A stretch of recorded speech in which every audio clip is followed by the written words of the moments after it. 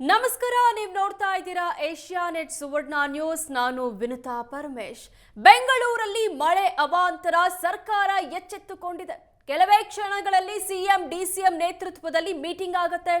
ವಿಧಾನಸೌಧದ ಸಿಎಂ ಕಚೇರಿಯಲ್ಲಿ ಅಧಿಕಾರಿಗಳ ಜೊತೆ ಸಭೆ ನಡೆಸಲಿದ್ದಾರೆ. ಬೆಂಗಳೂರಲ್ಲಿ ಮಳೆಯಿಂದ ಯಾವ ಪ್ರದೇಶದಲ್ಲಿ ಏನಾಗಿದೆ, ನಿನ್ನೆಯಿಂದ ಯಾವ ರೀತಿ ಪರಿಹಾರ ಕಾರ್ಯಗಳು ನಡೀತಾ ಇದೆ, 3 ದಿನ ಮಳೆ ಮುನ್ಸೂಚನೆ ಸಿಕ್ಕಿದೆ. ಹೀಗಾಗಿ ಅವಾಂತರ ತಡೆ ಬಗ್ಗೆ ಸಿಎಂ ಚರ್ಚೆ ನಡೆಸಲಿದ್ದಾರೆ. ಈ ಸಭೆ ಕೆಲವೇ ಕ್ಷಣಗಳಲ್ಲಿ ಸ್ಟಾರ್ಟ್ ಆಗುತ್ತೆ. ವಿಧಾನಸೌಧದ ಸಿಎಂ ಕಚೇರಿಯಲ್ಲಿ ಅಧಿಕಾರಿಗಳ ಜೊತೆ ಸಿಎಂ ಸಭೆ ಮಾಡಲಿದ್ದಾರೆ. ಬೆಂಗಳೂರಲ್ಲಿ ನಿನ್ನೆ ಸುರಿದಂತಹ ಮಳೆಗೆ ಏನೆಲ್ಲ ಅವಾಂತರ ಆಗಿದೆ, ಯಾವ ಪ್ರದೇಶದಲ್ಲಿ ಏನಾಗಿದೆ, ಪರಿಹಾರ ಕಾರ್ಯ ಯಾವ ರೀತಿ ನಡೀತಾ ಇದೆ ಅನ್ನೋದರ ಬಗ್ಗೆ ಡೀಟೇಲ್ಸ್ ಅನ್ನ ಪಡಿತಾರೆ ಸಿಎಂ ಸಿದ್ದರಾಮಯ್ಯ. ವಿಧಾನಸೌಧದ ಸಿಎಂ ಕಚೇರಿಯಲ್ಲಿ ಅಧಿಕಾರಿಗಳ ಜೊತೆ ಸಿಎಂ ಸಿದ್ದರಾಮಯ್ಯ ಸಭೆ ಮಾಡಲಿದ್ದಾರೆ. ನಿನ್ನೆ ಸುರಿದಂತಹ ಮಳೆಯಿಂದ ಬೆಂಗಳೂರಲ್ಲಿ ಭಾರಿ ಅವಾಂತರ ಸೃಷ್ಟಿಯಾಗಿದೆ, ಸಾವು ನೋವು ಸಂಭವಿಸಿದೆ. ಹೀಗಾಗಿ ನಿನ್ನೆ ಮಳೆಯಿಂದ ಏನೆಲ್ಲ ಆಯಿತು, ಯಾವ ಏರಿಯಾದಲ್ಲಿ ಯಾವೆಲ್ಲ ಸಮಸ್ಯೆ ಆಗಿದೆ, ನೀವು ಪರಿಹಾರವನ್ನ ಯಾವ ರೀತಿ ಕೊಟ್ಟಿದ್ದೀರಾ ಅನ್ನೋ ಎಲ್ಲ ಕಂಪ್ಲೀಟ್ ಡೀಟೇಲ್ಸ್ ಅನ್ನ ಸಿಎಂ ಸಿದ್ದರಾಮಯ್ಯ ಸಭೆಯಲ್ಲಿ ಪಡೆದುಕೊಳ್ಳಲಿದ್ದಾರೆ. ಕೆಲವೇ ಕ್ಷಣಗಳಲ್ಲಿ ಸಿಎಂ ಡಿಸಿಎಂ ನೇತೃತ್ವದಲ್ಲಿ ಈ ಮೀಟಿಂಗ್ ಆಗುತ್ತೆ. ಈ ಮೀಟಿಂಗ್ ಅಲ್ಲಿ ಅಧಿಕಾರಿಗಳ ಬಳಿ ಸಿಎಂ ಸಿದ್ದರಾಮಯ್ಯ ಮಾಹಿತಿ ಪಡ್ಕೊಳ್ತಾರೆ.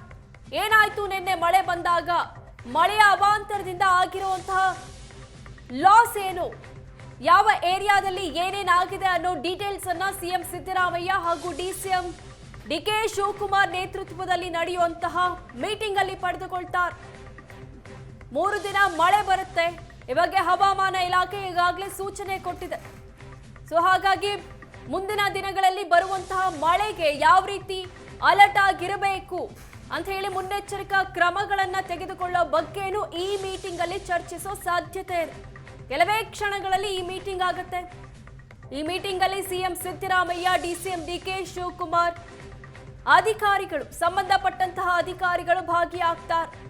ನಿನ್ನೆ ನಡೆದ ಅವಾಂತರ ಹಾಗೂ ಮತ್ತೆ ಬರಲಿರುವ 2 ದಿನದ ಮಳೆಯ ಬಗ್ಗೆ, ಮುನ್ನೆಚ್ಚರಿಕಾ ಕ್ರಮಗಳ ಬಗ್ಗೆ ಚರ್ಚಿಸಲಾಗುತ್ತೆ ಈಗ ನಡೆಯುವಂತಹ ಮೀಟಿಂಗ್ ಅಲ್ಲಿ. ಕೆಲವೇ ಕ್ಷಣಗಳಲ್ಲಿ ವಿಧಾನಸೌಧದ ಸಿಎಂ ಕಚೇರಿಯಲ್ಲಿ ಅಧಿಕಾರಿಗಳ ಜೊತೆ ಸಿಎಂ ಸಿದ್ದರಾಮಯ್ಯ ಸಭೆ ಮಾಡಲಿದ್ದಾರೆ.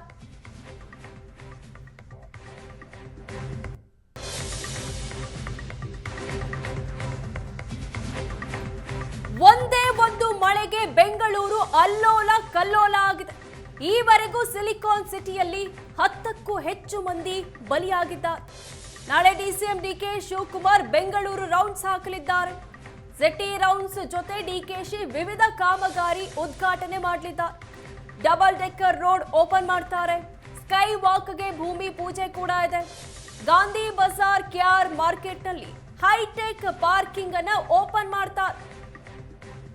ನಾಳೆ DCM DK Shivakumar city rounds ಹಾಕ್ತಾರೆ. ಇದರ ಜೊತೆಗೆ ಬೇರೆ ಬೇರೆ ಕಾಮಗಾರಿಗೆ ಉದ್ಘಾಟನೆ ಕೂಡ ಮಾಡ್ತಾರೆ.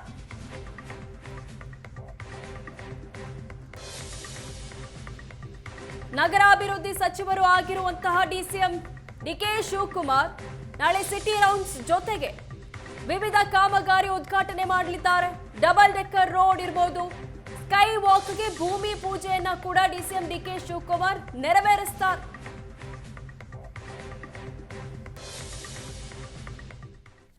ಶೇಷಾದ್ರಿಪುರ ಮುಖ್ಯ ರಸ್ತೆಯಲ್ಲಿ ಬೃಹತ್ ಮರ ಧರೆಗುರುಳಿದೆ. ನಿನ್ನೆ ಸಂಜೆ ಬಿದ್ದರೂ ಇನ್ನೂ ಸ್ಥಳಕ್ಕೆ ಜಿಬಿಯ ಅಧಿಕಾರಿಗಳು ಬಂದಿಲ್ಲ. ಮುಖ್ಯ ರಸ್ತೆಯಲ್ಲಿ ಮರ ಬಿದ್ದು ವಾಹನ ಸವಾರರು ಪರದಾಡ್ತಾ ಇದ್ದಾರೆ. ನಿನ್ನೆ ಸಂಜೆ 5:30ಕ್ಕೆ ಮರ ಬಿದ್ದು ವಿದ್ಯುತ್ ಕಂಬಗಳಿಗೂ ಹಾನಿಯಾಗಿತ್ತು. ಸಂಜೆಯಿಂದಲೂ ಕರೆಂಟ್ ಇಲ್ಲದೆ ಸ್ಥಳೀಯರು ಪರದಾಡ್ತಿದ್ದಾರೆ. ಮರ ಬಿದ್ದು ರಸ್ತೆ ಬ್ಲಾಕ್ ಆದ್ರೂ ಸ್ಥಳಕ್ಕೆ ಜಿಬಿಯ ಸಿಬ್ಬಂದಿ ಮಾತ್ರ ಬರ್ತಾ ಇಲ್ಲ. ನಿನ್ನೆ ಸಂಜೆ 5:30ಕ್ಕೆ ಮರ ಬಿದ್ದಿದೆ. ಇವತ್ತಾದ್ರೂ ಇನ್ನ ಆ ಮರವನ್ನ ತೆರವುಗೊಳಿಸುವ ಕಾರ್ಯವನ್ನ ಮಾಡಿಲ್ಲ. ಶೇಷಾದ್ರಿಪುರದಲ್ಲಿ ಬಿದ್ದಿರುವಂತಹ ಮರದ ದೃಶ್ಯವನ್ನ ನೋಡ್ತಾ ಇದ್ದೀರಾ. ಈ ಮರ ಬಿದ್ದಿರೋದ್ರಿಂದ ಗಂಟೆಗಟ್ಟಲೆ ಟ್ರಾಫಿಕ್ ಜಾಮ್ ಆಗಿತ್ತು. ನಿನ್ನೆ ಶಿವಾನಂದ ಸರ್ಕಲ್ ನಿಂದ ಮಂತ್ರಿ ಸ್ಕ್ವೇರ್ ಮೆಟ್ರೋ ಸ್ಟೇಷನ್ಗೆ ಹೋಗೋದಕ್ಕೆ 2 ಅವರ್ ಟೈಮ್ ತಗೊಳ್ಬೇಕಾಯ್ತು. ಅಷ್ಟು ಟ್ರಾಫಿಕ್ ಜಾಮ್ ಆಗಿತ್ತು ನಿನ್ನೆ. ಇಷ್ಟಾದ್ರೂ ಇವತ್ತು ಕೂಡ ಈ ಮರವನ್ನ ತೆರವು ಮಾಡೋ ಕಾರ್ಯವನ್ನ ಸಿಬ್ಬಂದಿ ಮಾಡಿಲ್ಲ. ನಿನ್ನೆ ಸಂಜೆ ಬೆಂಗಳೂರಿನಲ್ಲಿ ಸುರಿದಂತಹ ಧಾರಾಕಾರ ಮಳೆಯಿಂದಾಗಿ ಸಾಕಷ್ಟು ಕಡೆ ಮರಗಳು ಧರಾಶಾಹಿಯಾಗಿರುವಂಥದ್ದು. ನಿನ್ನೆ ಸಂಜೆ 5:30 ಸುಮಾರಿಗೆ ಶೇಷಾದ್ರಿಪುರ ಮುಖ್ಯ ರಸ್ತೆಯಲ್ಲಿರುವಂತಹ ಈ ಒಂದು ಮರ ಏನಿದೆ ಇದು ಧರಾಶಾಹಿಯಾಗಿತ್ತು. ಆದರೆ ಅದನ್ನು ಇನ್ನೂ ಕೂಡ ತೆರವುಗೊಳಿಸುವಂತಹ ಒಂದು ಕಾರ್ಯವನ್ನ GBA ಅಧಿಕಾರಿಗಳು ಮಾಡ್ತಾ ಇಲ್ಲ. ಅಂದ್ರೆ ಈ ರಸ್ತೆ ಸಂಪೂರ್ಣವಾಗಿ ಬ್ಲಾಕ್ ಆಗಿದೆ, ಸಾಕಷ್ಟು ವಾಹನಗಳು ಬರ್ತಾ ಇದ್ದಾರೆ, ಅವರು ಮತ್ತೆ ವಾಪಸ್ ರಿವರ್ಸ್ ಹೋಗುವಂತಹ ಒಂದು ಪರಿಸ್ಥಿತಿ ಕೂಡ ನಿರ್ಮಾಣ ಆಗ್ತಾ ಇರುವಂಥದ್ದು. ಇನ್ನೂ ಕೂಡ ಇದನ್ನು ತೆರವುಗೊಳಿಸುವಂತಹ ಒಂದು ಕೆಲಸವನ್ನ ಮಾಡಿಲ್ಲ. ವಿದ್ಯುತ್ ವೈರ್ನ ಮೇಲೂ ಈ ಒಂದು ಮರ ಬಿದ್ದಿದೆ, ಅದನ್ನ ಕೂಡ ತೆರವುಗೊಳಿಸುವಂತಹ ಒಂದು ಕೆಲಸ ಆಗದೇ ಇರೋದ್ರಿಂದಾಗಿ ಇಲ್ಲಿ ಅಕ್ಕಪಕ್ಕದ ನಿವಾಸಿಗಳಿಗೆ ಅದೇ ರೀತಿಯಲ್ಲಿ ಅಂಗಡಿಯವರಿಗೂ ಕೂಡ ವಿದ್ಯುತ್ ಅನ್ನುವಂಥದ್ದು ಇಲ್ಲ, ಇಲ್ಲಿ ಕರೆಂಟ್ ಇಲ್ಲ ಅನ್ನುವಂಥ ಒಂದು ವಿಷಯವನ್ನ ಇಲ್ಲಿನ ಸ್ಥಳೀಯರು ಕೂಡ ಹೇಳ್ತಾ ಇದ್ದಾರೆ. ಸಾಕಷ್ಟು ಜನ ಇಲ್ಲಿ ಸ್ಥಳೀಯರು ಇದೇ ವಿಚಾರವನ್ನು ಮಾತನಾಡ್ತಾ ಇದ್ರು. ಏನಾಗಿ ಎಷ್ಟೊತ್ತಿಗೆ ಬಿದ್ದಿದ್ದು ಇನ್ನೂ ಯಾಕೆ ಬಂದಿಲ್ಲ? ಒಂದು 6:30-7 ಗಂಟೆಗೆ ಬಿದ್ದಿದೆ. ಯಾರು ಫೋನ್ ಮಾಡಿ ಸಾಕಾಗ್ಬಿಟ್ಟಿದ್ದೀನಿ, ಯಾರು ರೆಸ್ಪಾನ್ಸ್ ಕೊಡ್ತಾ ಇಲ್ಲ. ಬರೀ ಬರ್ತೀನಿ ಅಂತ ಬರೀ ಚಾಕ್ಲೇಟ್ಗಳು ಕೊಡೋದು ಅಷ್ಟೇ. ಯಾರು ಸರಿಯಿಲ್ಲ ಕೆಲಸ. ನೋಡಿ ಮೇನ್ ರೋಡು ಎಷ್ಟು ತೊಂದರೆ ಆಗುತ್ತೆ ಗೊತ್ತಾ? ಏನು ಸ್ವಲ್ಪ ಅರ್ಥ ಮಾಡಬೇಕು. ಪಬ್ಲಿಕ್ಗೆ ತೊಂದರೆ ಕೊಟ್ಟು ಏನು ಸಿಗುತ್ತೆ ಇವ್ರಿಗೆ ಹೇಳಿ? ಈಗ ಎಷ್ಟು ಒಂದು 12:15 ಆಗ್ತಾಯಿದೆ, ಇನ್ನೂ ತನಕ ಯಾರು ಏನು ರೆಸ್ಪಾನ್ಸೇ ಇಲ್ಲ. ಬರೀ ಇವ್ರದ್ದೇ ಆರಾಮಾಗಿ ಟೈಮ್ ಪಾಸ್ ಮಾಡಿಕೊಂಡು ಇರ್ತಾರೆ. ಜಾಸ್ತಿ ಮಾತಾಡೋದು ಈ ಕಡೆ ಮರ ಬಿದ್ದಿದೆ, ಈ ಕಡೆ ಮರ ಬಿದ್ದಿದೆ, ಬರ್ತೀನಿ. ಈಗ ಮೇನ್ ರೋಡ್ ನೋಡಿ ಸರ್, ನೀವೇ ನೋಡಿ ಏನು ತಪ್ಪಿದೆ ಇದರಲ್ಲಿ. ಕರೆಂಟ್ ವಿದ್ಯುತ್ ಇದೆಯಾ? ಯಾಕಂದ್ರೆ ಈಗ ಬಂದಿದೆ, ಈಗ 11:30ಗೆ ಬಂದಿದೆ. ನೈಟ್ ಅಂತ ಯಾವುದು ರೆಸ್ಪಾನ್ಸ್ ಇಲ್ಲ. ಡೈಲಿ ಎಲ್ಲರ ಮನೆಯವ್ರಿಗೆ ಎಷ್ಟು ತೊಂದರೆ ಗೊತ್ತಾ? ನೀರು ಪ್ರಾಬ್ಲಮ್ಮು, ಕೆಲಸ ಹೋಗೋರಿಗೆ ಅಲ್ಲಿಂದ ಹೋಗುತ್ತೆ ಹೇಳಿ ಕೆಲಸ. ಕೆಲಸಕ್ಕೆ ಹೋಗ್ಬೇಕಲ್ಲ ಬೆಳಗ್ಗೆ ಡ್ಯೂಟಿಗೆ, ಇದನ್ನು ಅರ್ಥ ಮಾಡಲ್ಲ ಇವರೆಲ್ಲ. ಇದು ಇಲ್ಲಿನ ಸ್ಥಳೀಯರ ಮಾತು ಕೂಡ ಹೌದು. ಅಂದ್ರೆ ನೀವು ಗಮನಿಸ್ತಾ ಇದ್ರೆ, ಯಾಕೆಂದ್ರೆ ನಿನ್ನೆ ಸಂಜೆ 5:30 ಸುಮಾರಿಗೆ ಈ ಮರ ಬೀಳುತ್ತೆ, ಅನಂತರದಲ್ಲೂ ಕೂಡ ಇವರು ತೆರವುಗೊಳಿಸುವಂತ ಒಂದು ಕೆಲಸವನ್ನ ಮಾಡೋದಿಲ್ಲ ಅಂತ ಹೇಳಿದ್ರೆ ಯಾವ ರೀತಿಯಲ್ಲಿ? ಹಾಗಾದ್ರೆ ಇಲ್ಲಿ ವಾಹನ ಸವಾರರು ಅಷ್ಟೇ ಸಾಕಷ್ಟು ಜನ ಬರ್ತಾ ಇದ್ದಾರೆ, ಮತ್ತೆ ವಾಪಸ್ ಹೋಗುವಂತ ಒಂದು ಕೆಲಸವನ್ನ ಮಾಡ್ತಾ ಇದ್ದಾರೆ. ಅಂದ್ರೆ ಇಲ್ಲಿ ಒಂದು ಕಡೆ ಮರವನ್ನು ತೆರವುಗೊಳಿಸ್ತಾ ಇಲ್ಲ, ಇದರಿಂದ ಸಾಕಷ್ಟು ಜನರಿಗೆ ಸಮಸ್ಯೆ ಆಗ್ತಾ ಇದೆ. ಇದು ಮುಖ್ಯ ರಸ್ತೆ ಆಗಿರೋದ್ರಿಂದಾಗಿ ಸಾಕಷ್ಟು ಸಮಸ್ಯೆಯನ್ನ ಇಲ್ಲಿನ ಸ್ಥಳೀಯರು ಅನುಭವಿಸ್ತಾ ಇದ್ದಾರೆ ಅನ್ನೋದನ್ನ ಕೂಡ ಅವರು ಹೇಳ್ತಾ ಇರುವಂತದ್ದು. ಕ್ಯಾಮರಾ ಪರ್ಸನ್ ನವೀನ್ ಪೂಜಾರಿ ಜೊತೆ ಪ್ರಜ್ವಲ್ ನಿಟ್ಟೂರ್, ಏಷ್ಯಾನೆಟ್ ಸುವರ್ಣ ನ್ಯೂಸ್, ಬೆಂಗಳೂರು.